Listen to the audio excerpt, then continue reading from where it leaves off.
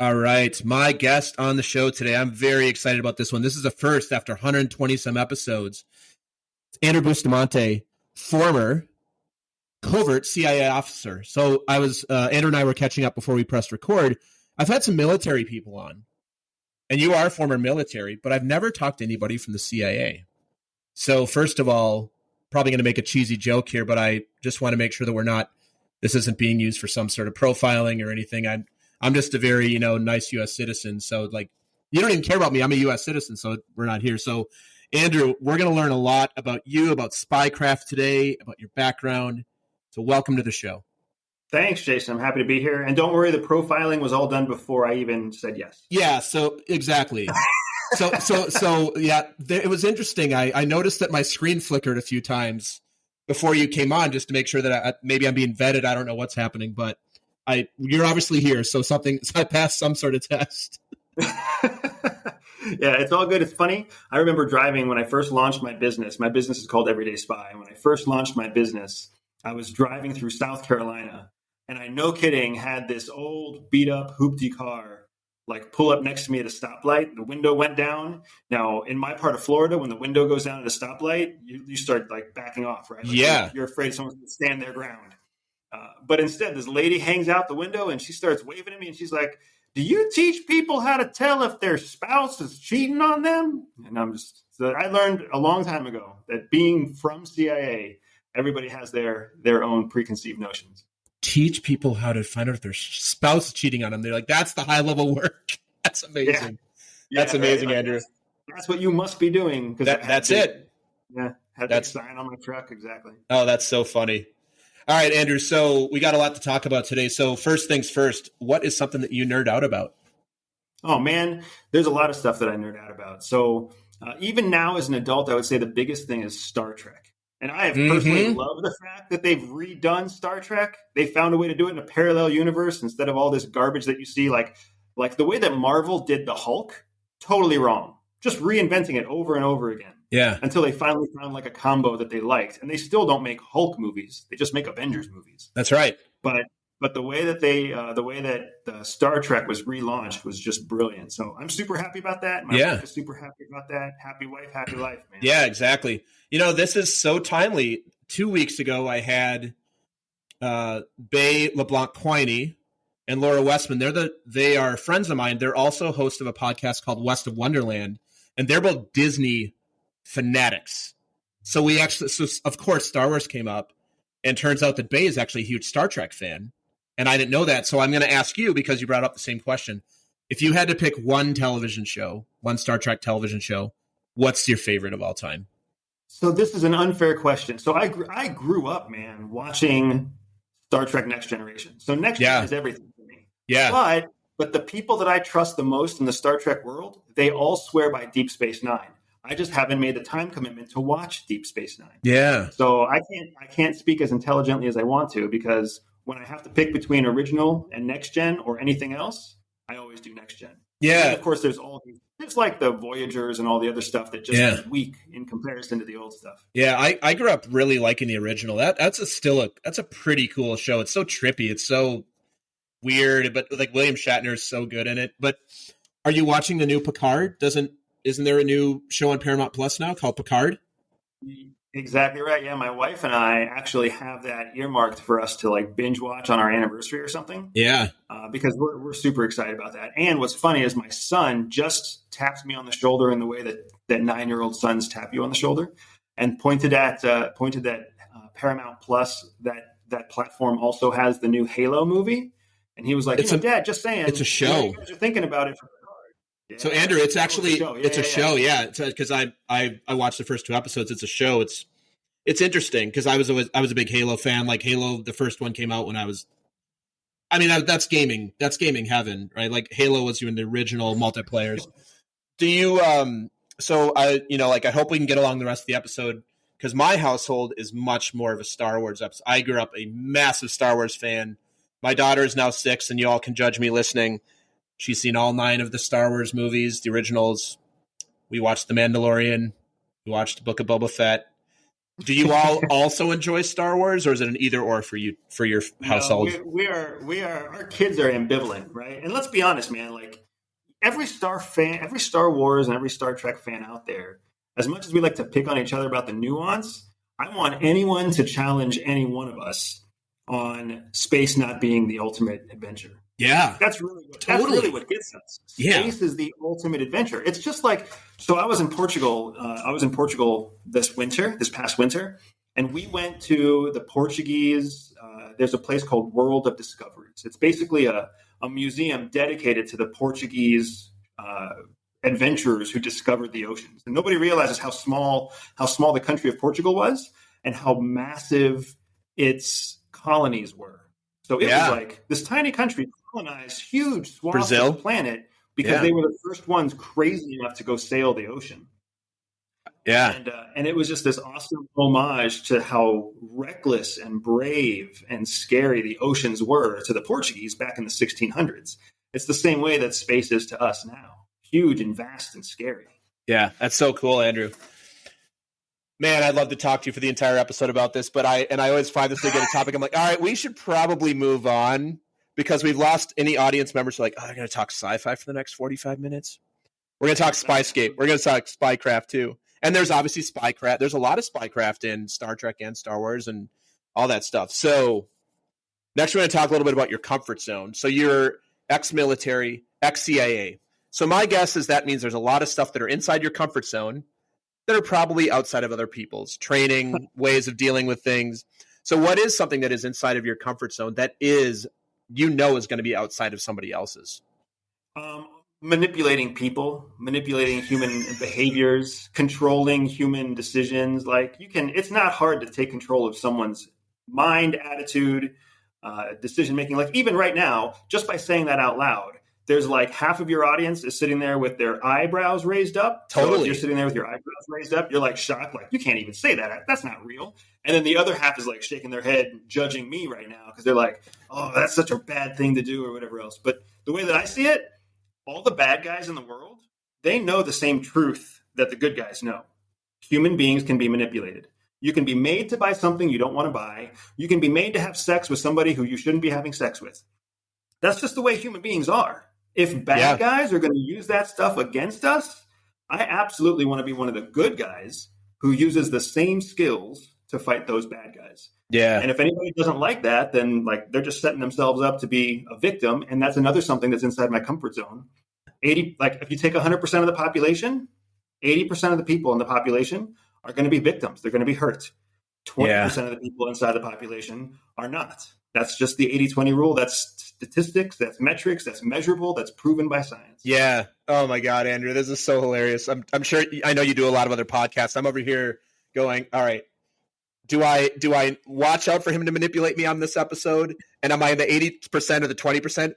And then my second thought is like, maybe I just let it happen and it's all going to be fine.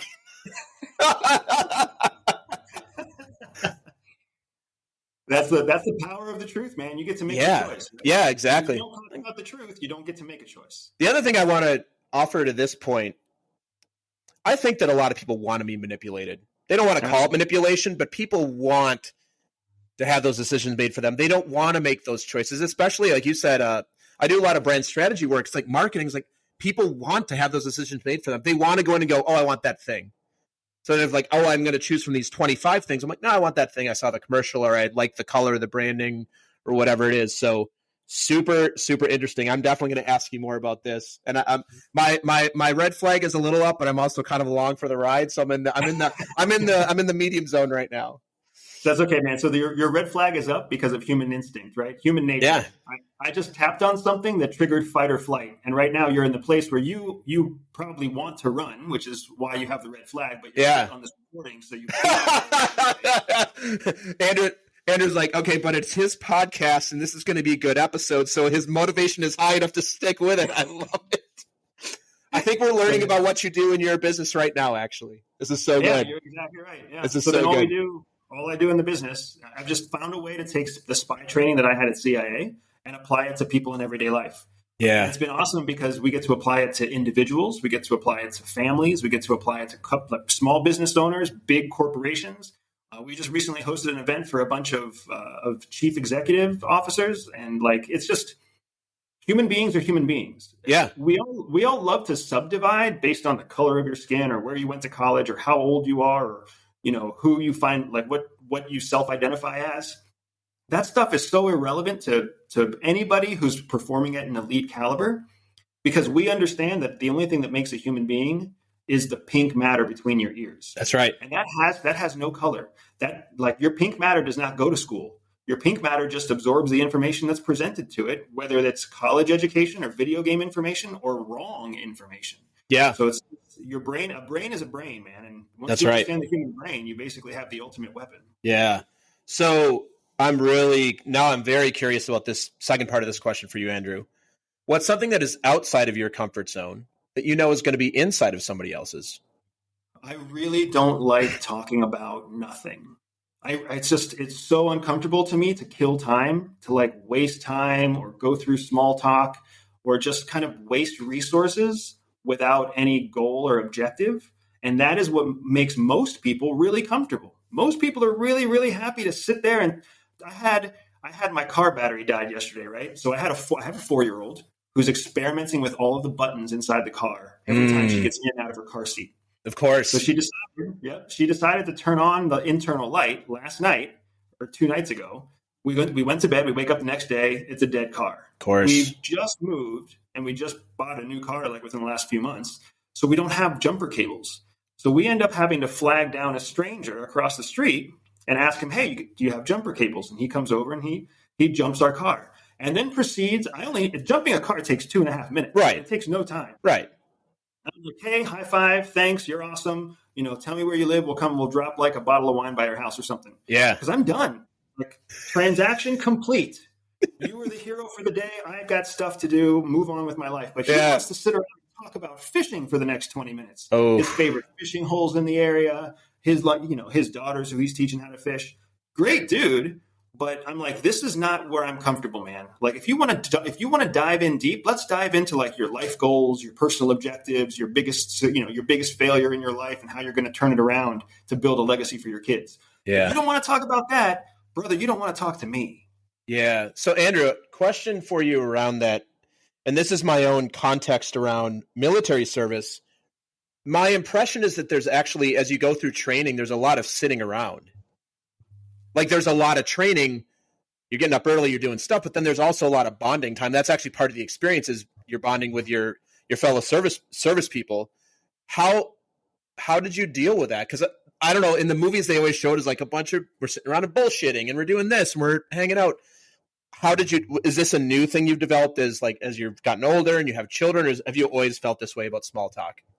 Yeah, so I've always felt this way about small talk, but I always thought I was wrong. Right. So for anybody listening, if you've also felt like, oh, I really don't like small talk, but that's just what's expected. So there must be something wrong with me because I'm so uncomfortable, like sitting around talking about nothing, talking about the weather or sports or television. Right. So as I went through the Air Force, as I went through my military career, hurrying up to wait, which is what you're talking about. Right? Yeah. Hurry up to get somewhere and then you just wait. And when you're learning how to fly, it's terrible because you can only fly when the weather's good. And It's just miserable, man. You spend hours waiting, sitting, talking about nothing, making crap up just to talk. I always hated it. Then I go to CIA. I land in on the first day of training. And then CIA's training isn't really like revolutionary stuff. What they do is they start to connect the dots of the human brain. And they start to explain why it is that so many people like small talk. And more importantly, why it is that we, as the new recruits, never liked it. And once they start connecting those dots, we start understanding, like the average person is looking for a leader. The average person is looking for something to gleam onto, to connect to, just like you were saying.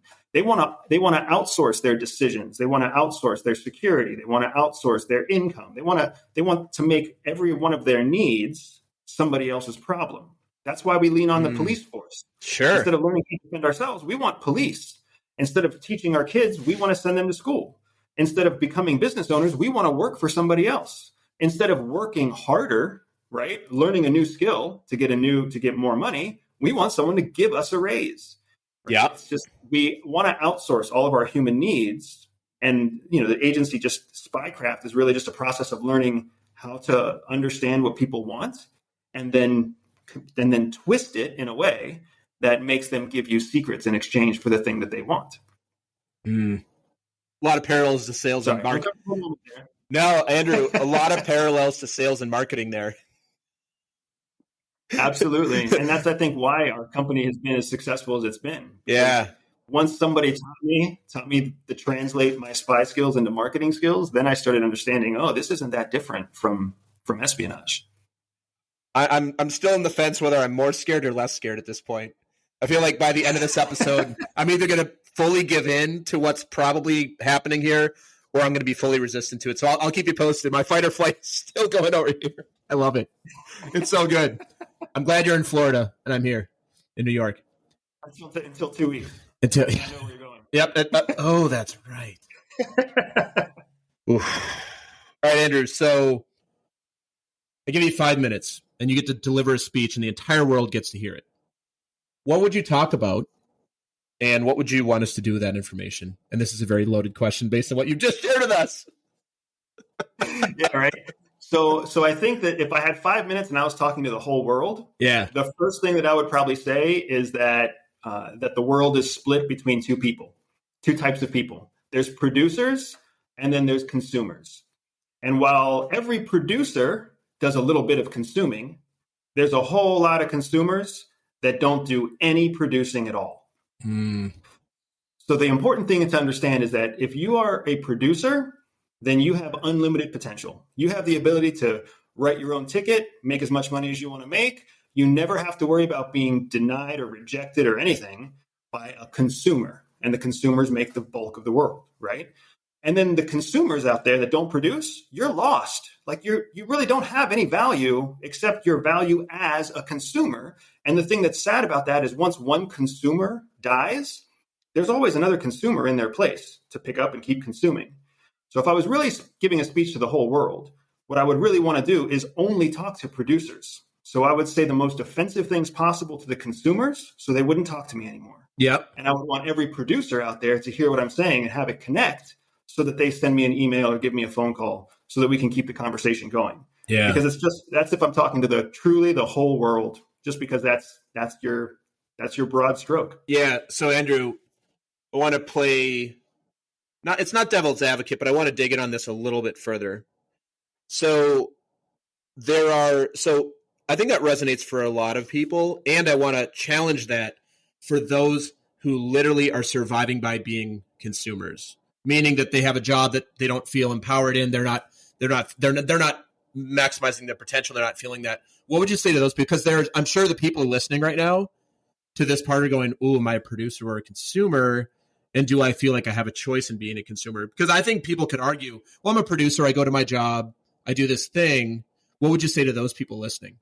Yeah. So generally, whenever I bring this topic up, it's an immediate trigger to see if someone's a consumer or producer. Sure. If they are like, hell yeah, I'm a producer. Boom, they're a producer. I get them. They get me. If they ask themselves the question, ooh, am I a producer or a consumer? That's an underproductive producer. That's somebody who wants to produce, knows that they can produce, but maybe they lack the skills or the energy or the resources to produce what they want to produce. Yeah. Those are your people. They're good at their job. Yeah. But they know that they could do so much better if their boss just kind of like let them run loose. Yeah. Right? Yeah. It's all the people out there that are like, that's not true. There's more than just two. Those are your consumers. Or the people who are like, screw you, dude. Why am I even listening to you? Yeah, you're a consumer. Move on, right? That visceral reaction where they haven't even considered the question, those are your true blue consumers. Yeah. And of course, the people who are like, well, even having this conversation is a luxury. Because keep in mind, Jason, you are creating a podcast that the whole world can listen to. That's correct. But they have to have the ability to tap into a podcast at all.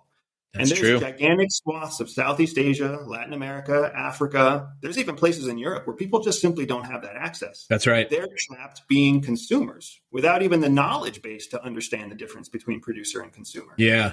Right? Yeah, because they just don't have the resource. Yeah, the resources. Exactly. Absolutely. Absolutely. All right, Andrew, so we're going to take a very brief commercial break. We'll be right back after this. The Talking to Cool People podcast is brought to you by Jason Frizzell Coaching. Jason works with amazing people who are looking to find and develop their passion and purpose and create their journey to wherever it is they want to go. Check us out at jasonfrizzell.com, Facebook, or on Instagram. Jason loves hearing from anyone who thinks it would be cool to connect, to be coached, or to be a guest on our show. Email him at podcast@jasonfrizzell.com or DM him on Facebook and Instagram. And now, back to some more amazing conversation on talking to cool people. All right, Andrew, we are back. I am so excited to give you a nice, broad, open-ended question. What do you want us to know about you? Not a whole lot, really. That makes sense. So, I want you to know that I'm a dad. Yeah. And I'm a husband. Yeah. And it was those two things that were so important to me that I left CIA. If it was up to me, I would have lived forever, undercover, traveling the world, just, like living as a footnote in history would have been awesome. But as soon as I met the woman of my dreams, and as soon as we decided to have children, and I was blessed with healthy children, the whole narrative changed. Yeah. And I realized that I can't just disappear from history. I have to leave a legacy for this family, right? I have to leave a legacy for my children. I have to do everything I can so that I influence my son and my daughter to be the kind of parents I want them to be, and then to become the kind of parents that they want their children to be. Yeah. So the responsibility, the focus of life completely transformed for me. And that's the big reason why I left CIA. And, even harder to accept is that other CIA officers, when faced with the same question, they choose CIA over everything. Yeah. And they have broken families and broken homes. And I appreciate their service. I appreciate their service and their sacrifice because I didn't make it. But at the same time, that's the thing I want people to know the most. I really don't care where I came from. Yeah. I care the most about what I'm building in the future. Yeah. So I don't know much about CIA's service other than, of course, pop culture. There's lots of stuff out there about it. It doesn't seem like it would be good to have a family, or would even be allowed in certain circumstances. Like your family, because that would, by definition, kind of make you a little, like if you have little kids and a spouse who knows anything about what you're actually doing, that would actually be a risk. That would be correct. So are most CIA professionals, first of all, you don't usually bring your family. If you're stationed somewhere, like it's like military service, you're out doing a job for a while and your family is usually not with you, right? Well, it's kind of twisted, man. So it's different because military service is overt service, where CIA service is covert service. So a family could be a cover, actually. Cover is reality, family is reality. So then you build the reality into your cover. So here's what's hard, man, is you have to request permission from CIA. You have to request government permission to tell your kids and your spouse what you do. I can imagine. You don't even have control over that, right? Now, for national security reasons, I get that. Yeah. Now, I'm fortunate. I fell in love with another covert CIA officer. So my wife and we met at CIA, we worked together, and then we got married at CIA, and we continued to work together. So we had pretty transparent understanding of each other. Yeah. So it wasn't until we had kids, and that's when it started getting sticky too, because you gotta request permission to tell your kids what you do.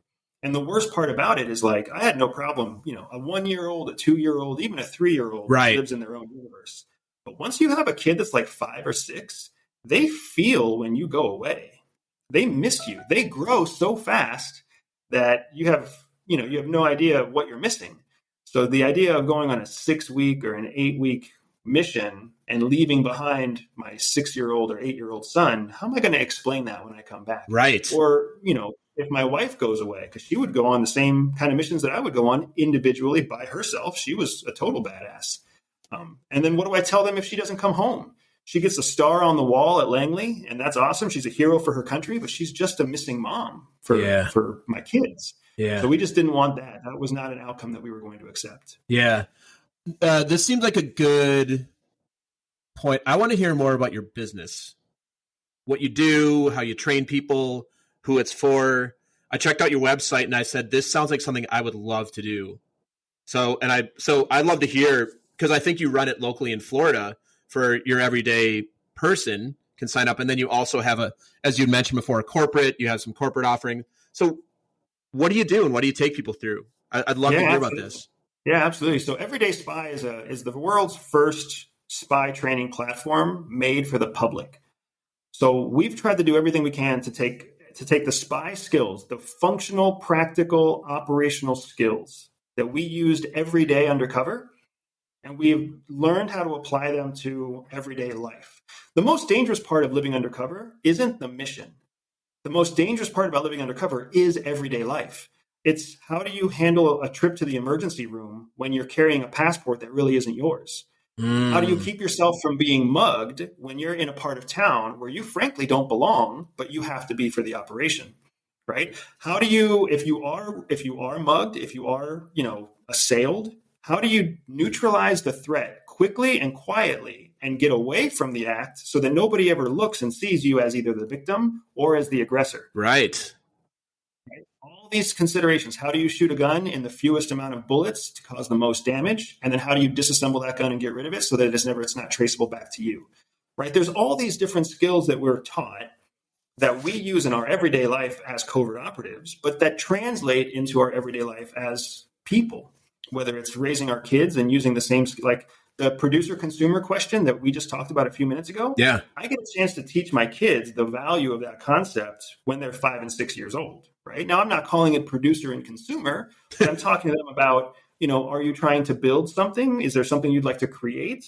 Or are you content with being someone who just plays with the things that other people create? And it changes, right? Especially if you've got a kid that knows how to use Legos. It's an amazing conversation you can have with kids about that when they're building with Legos. That's super cool. So we teach people through digital platforms. We teach people, through actual canned lectures and courses online. I have a whole network of current and former CIA officers, KGB officers, Mossad officers, MI6 officers, all of my peers that have either retired or left of their own volition. And I bring them to the table and we talk about whatever we're going to talk about. We teach people how to do everything from shooting and driving to tradecraft and surveillance. We certify people so they can go into private intelligence work or even national security intelligence work. I still take private intelligence contracts for the federal government.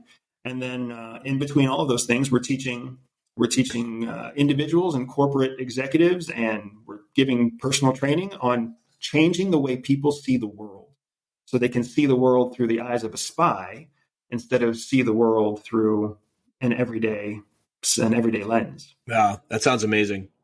We're gonna talk more about how people can connect all of this at the end of the episode. And now I've decided I'm just here for the ride, Andrew. I've decided my fight or flight.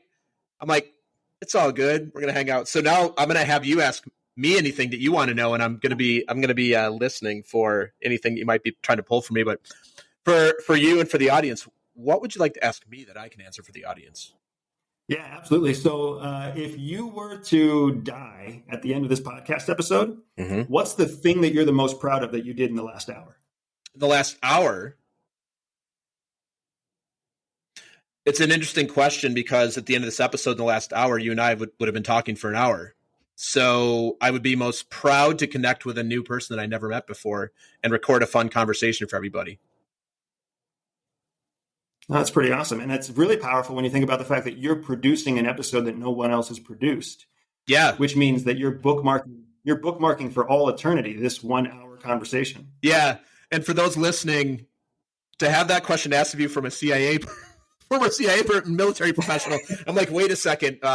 Did I get a special package in the mail, a special drink or something?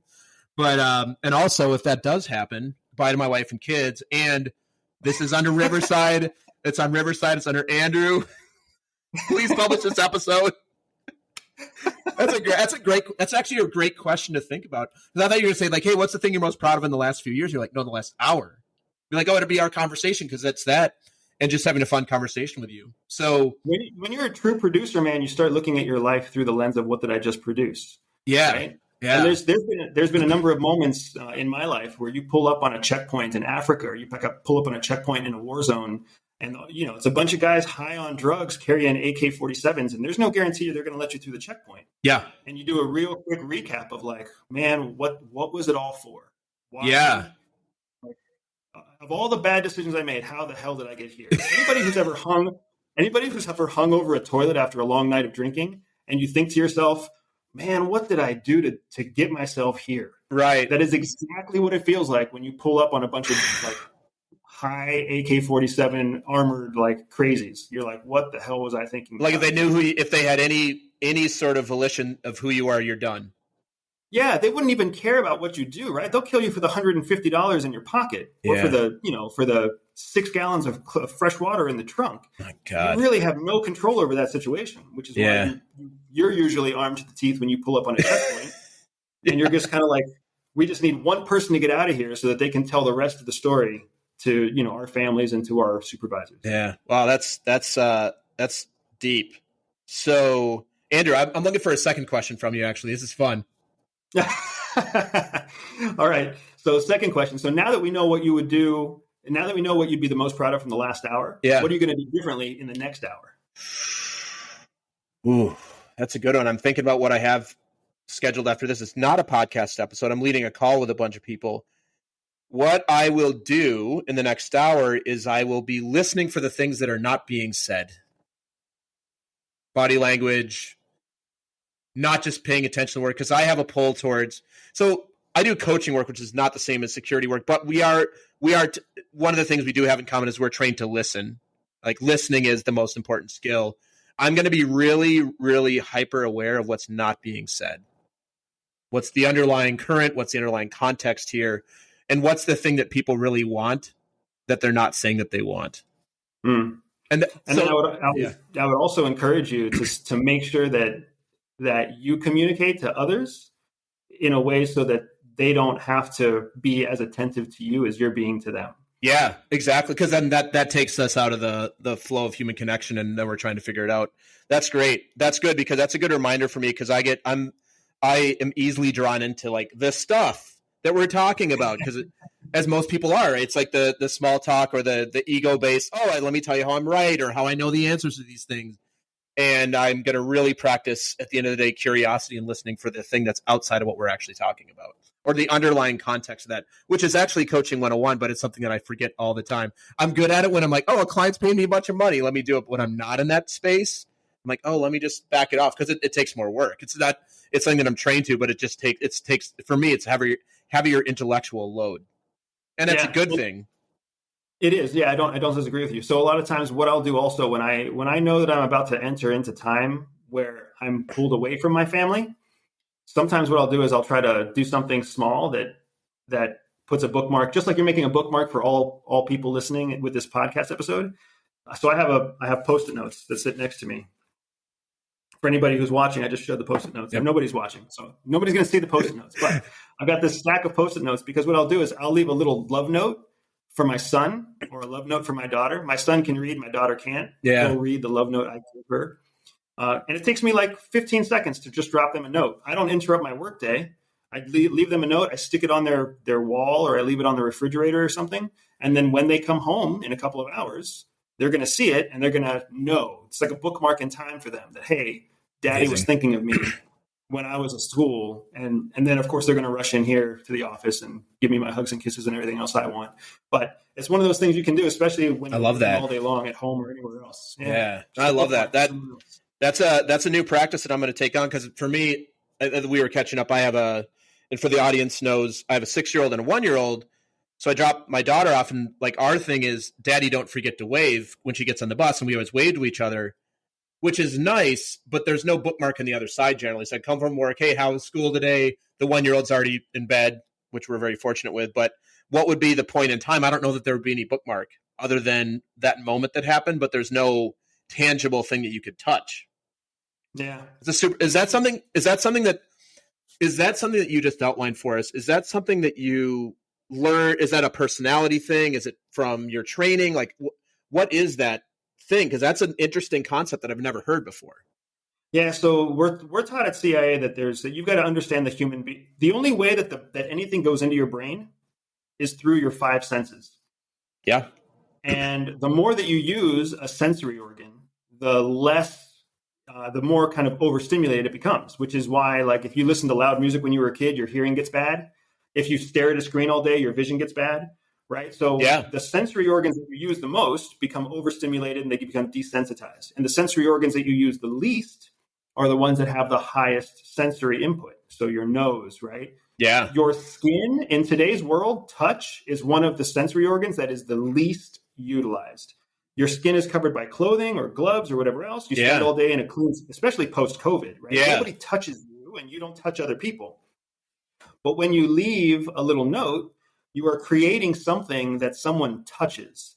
It takes physical activity to actually pull it off the wall. Or for me, it's leaving a bookmark for me too. I'm the one feeling the pressure of the pen. I'm the one pulling off the Post-it note. I'm the one walking to their room. I'm the one sticking it on the wall, right? Like there's so much physical activity that goes into something small like a note. And it doesn't have to be a Post-it note. It can be a note card, a pad of paper. My kids have whiteboards that they study on. Yeah. And I'll write on their whiteboard, right? But that physical manifestation, that creates a wrinkle in the brain. It creates a neurological connection that wasn't previously there in an underutilized sensory organ. It's the same thing that's so cool. I mean, yes, it's very CIA, but I've just applied it to an everyday utility. Yeah, it's amazing, Andrew. I love that. I'm going to start doing that. That's super cool. So what are you passionate about? I'm really passionate about learning. I'm really passionate about challenge. I'm really passionate about the future. Those are things. And when I think of passion is kind of like nebulous and energetic. And, you can't really pin it down. That's what makes a passion versus like an obsession or whatever, right? So, but yeah, I'm super passionate about just making the most out of every minute that I have because I don't know when the last minute will happen. Yeah. Mm. How do you talk about that with your children? Like, I know you're probably not going to talk about, this could be your last minute. That's a little morbid for children of your age, but there are ways to have that conversation. I'm curious, and for me, I'm self-serving. I'm a parent of similar age children. How do you instill that into your children? It's like make the most of every day type of thing, right? Or most of every minute type of thing. Yeah. So, I mean, essentially that's what we do. It's funny. It's hard because with kids, they're really good at making the most out of every minute. What they're bad at is being patient. Yes. So it's really hard to teach them like, hey, I really want you to value the moment, but I also want you to be patient because we're going to watch the movie after dinner. And they get upset because they want to watch the movie now and it's 9 a.m., whatever it might be. So instead, what I try to do is I really work hard to make sure my children understand that all the members of the family unit are all equals. They are not children and we are not grown-ups. That's how I teach them. I want them to see mom and dad and their brother and sister. I want them to see everyone as equal, as a human being that have needs and preferences and desires, and we all have equal access to the things that we want and desire. So when my son wants the whole planet, the whole household to stop so they can watch a movie at 10 o'clock in the morning, I want to make sure he understands, well, mommy's also got things to do and daddy's got things to do. And your sister's in the middle of coloring her favorite art book. Like maybe you're not the most important person right now, but how can we value everyone so that, at 4 o'clock in the afternoon, everybody's excited to sit down and watch a movie together. That's a huge lesson. Yeah. So it's not an easy one either. No. And with 5 years of difference between the two kids, they learn at different speeds. But for anybody who has two kids, and what you're going to find very soon, Jason, is that the second one learns at like twice the speed of the first one. Really? Because they have a mentor in their older sibling. Oh, wow. Right? Your oldest only got to learn from you. That's right. They only got to learn from you whenever you were around. That's right. But your second one always has the older sibling around. So they constantly get to learn like more about playing, more about reading. For me, my second one learned how to climb faster than the first one, learned how to jump, run, trip, like get past pain, all these things faster because they had this older sibling they had to keep up with. We say, generally, you hear people say the second one has to keep up. What that really boils down to cognitively is that the second one has a built-in coach every day of their life for their entire childhood. Oh, man, that's so cool. Now that you say that, Andrew, I'm thinking about it. That's definitely true. Our son he's a boy, so and I think we're noticing that, but he's just less fearful. He's more like going after it. And because my daughter has a bunch of kids her age, he doesn't relate to himself as it's like having a dog. Like he doesn't be like, they're 6 and I'm 1. He's like, I'm going to go do that same thing. So he's trying to the best of his ability. That's very exciting, actually. That's a really joyful thing to think about. Oh yeah. So then, I mean, and it's not just physical stuff. It's, it's all the emotional maturity and mental maturity too. So really, parents only need to invest in the first one heavily.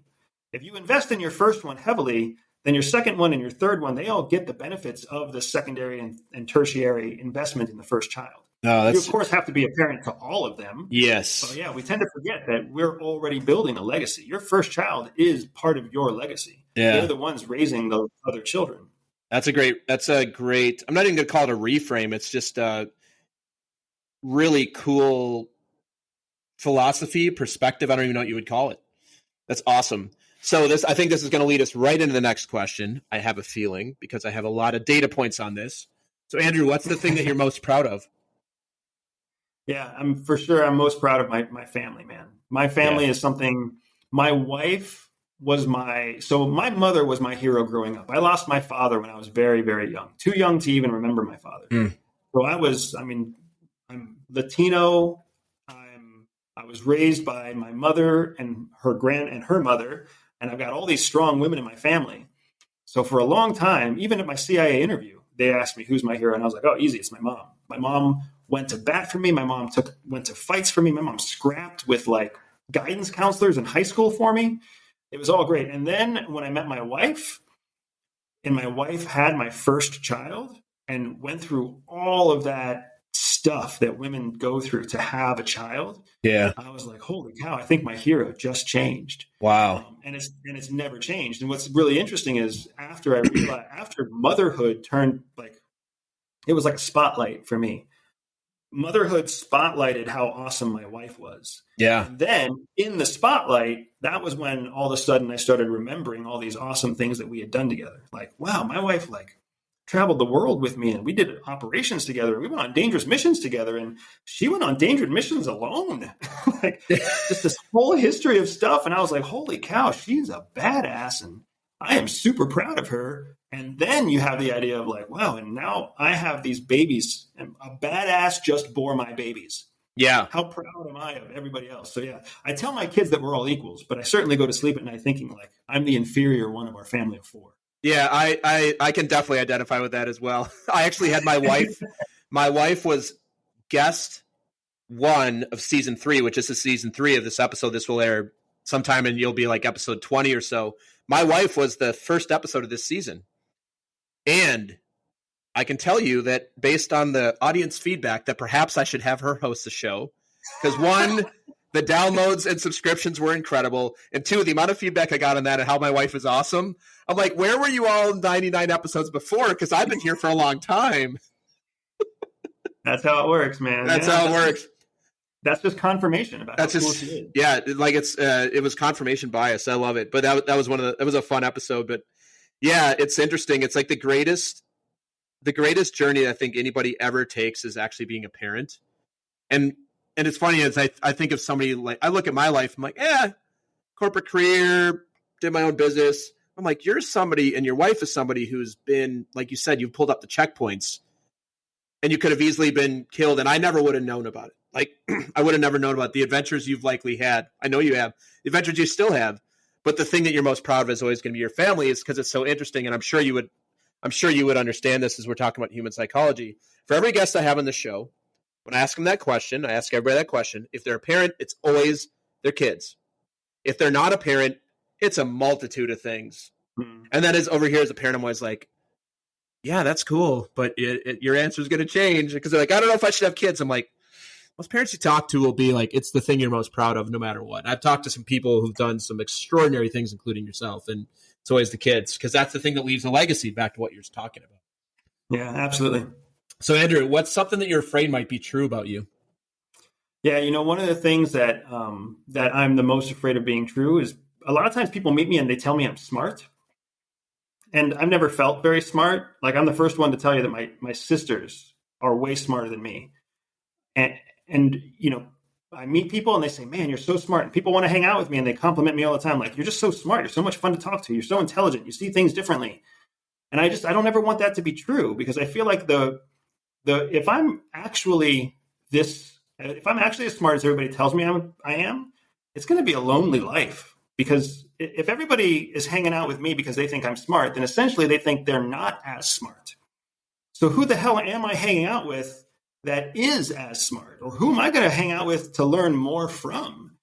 And I know I've got people in my life that I look up to, and I've got people that I look forward to talking to because I think they're smart. And I don't ever want to stop being able to hang out with them, but they don't have many friends of their own. Yeah. There's definitely a lonesomeness when you become really good at something, including if you're really good at being smart. Yeah. Do you have any quantitative proof of your intelligence based on military? I mean, military, you take aptitude stuff. CIA, I'm sure you take also. And I'm not asking for like your IQ score or anything like that, but you have actually been calibrated against the general population, I'm sure. Yeah, it's interesting. So yes, the Air Force tests your intelligence, the CIA tests your intelligence, they test your proficiency in learning new languages and your probabilities for success and reflexes and all sorts of other stuff, right? So I know that there are quantitative measures that show that I'm, above average in certain places or, in the high performing areas of other places. But I also I've seen the quantitative results that show where I'm not very high. Sure. Right. Like I've seen my EQ, my emotional quotient, and I've seen how low that is. So it's one of those things where the numbers don't match up with the feelings. And I'm the first person to teach people about the problem with feelings. But the other thing that's hard is when I'm in the military, I'm surrounded by, high performing military people. And then at CIA, they only surround you with other people who passed all of their tests. Right. It's like a surreal thing to walk down the hallways of CIA surrounded by hundreds of other brilliant people. And I never felt like I was equal to them. I always felt like they were brilliant and I was just the HR mistake. So. You're like, you must have mixed up my paperwork with somebody else. I just don't know how I'm here, but I'm here, so I'm going to do it. That's great. It's a great ride, dude, right? That's awesome. Gets bumped up to business class every now and then, even though they didn't pay for it. Yeah, that's awesome. All right. So, Andrew, we're going to start to wrap up here. I got a couple more questions for you. The first question, and boy, this is a perfect question to ask somebody who focuses on Spycraft and has spent all the time training on this stuff. How do you see the world?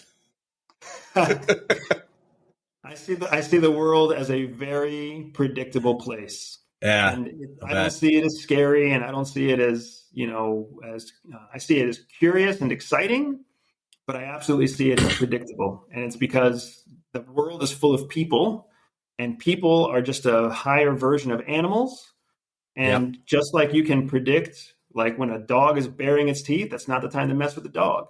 Yeah, and you can see that people are the same way. So I love the fact that no matter what country I travel to for work or for pleasure, it's full of people, and I know how to deal with people, and I'm comfortable with people, and I love being around people. Yeah. And that's how I see the world. Yeah, that makes a ton of sense. Does anything about the human race surprise you anymore?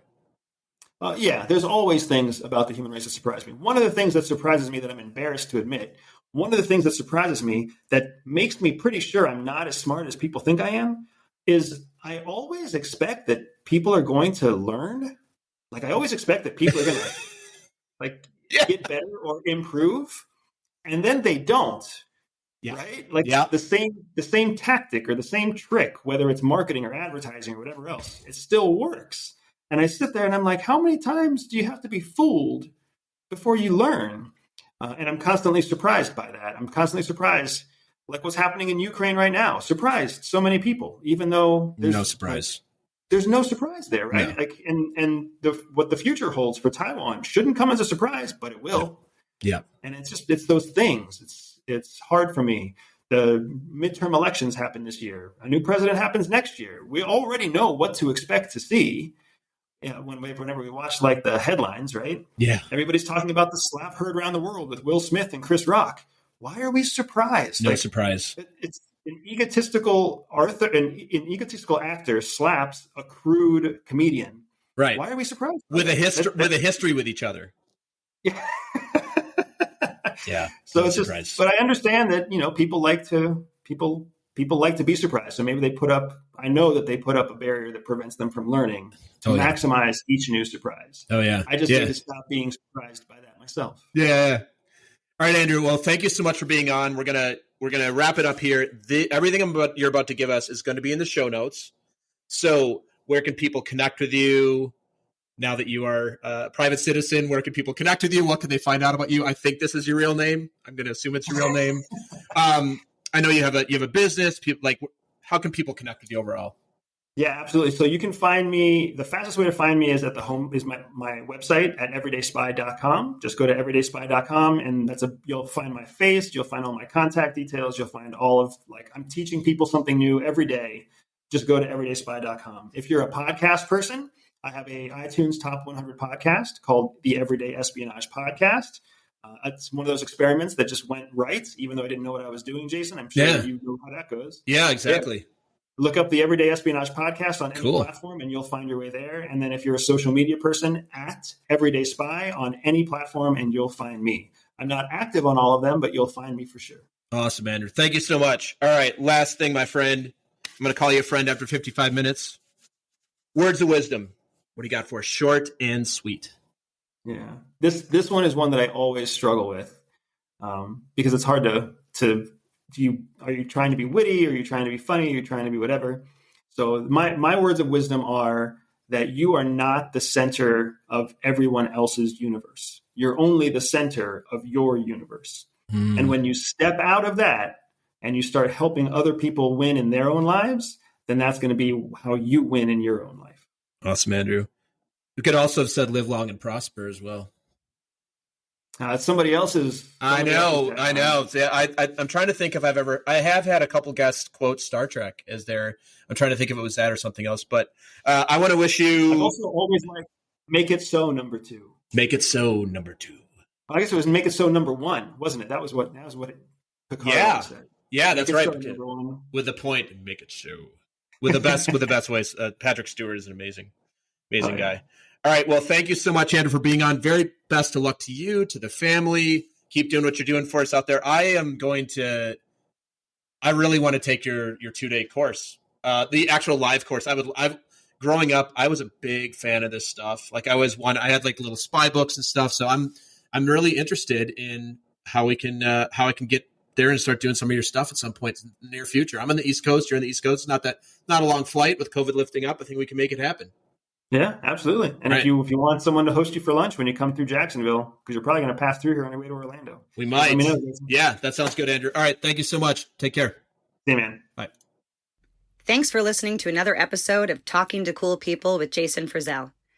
If you enjoyed today's episode, please tell your friends. Follow us on Instagram and Facebook, and give us a shout out, or take a moment to leave a review on iTunes.